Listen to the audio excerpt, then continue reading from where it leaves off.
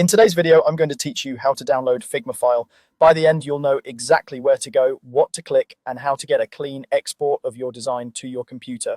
You can follow along in a web browser or the desktop app, and make sure you're signed into an account that has access to the file you want. Start by going to figma.com and logging in. Once you're in, you'll land on your recent files or team space. From here, head to the All Projects view. This gives you a clear overview of everything you have access to, which makes it easier to locate the right file. Next, select the project that contains the design you want to download and click into it. Inside the project, find the specific file and open it. You should now be in the Figma editor, where you can see your canvas, layers, and all the usual toolbars.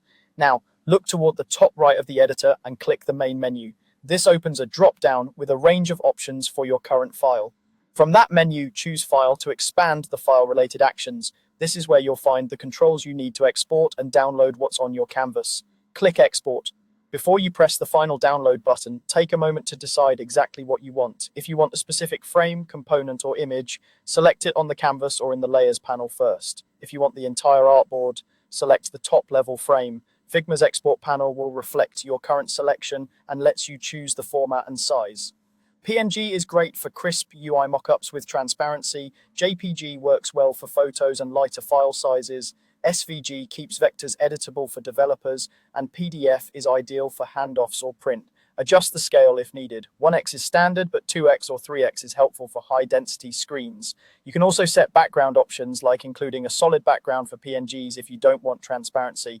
When everything looks right, click the Export button. Your browser will save the file to your default Downloads folder, or the desktop app will prompt you to choose a location. If you don't see an export option for what you selected, make sure something on the canvas is highlighted. You can also multi-select frames to export several at once. Large files may take a moment, so give it a second to process. Finally, check your downloads and open the file to confirm everything exported as expected. That's it. You've downloaded your Figma file successfully.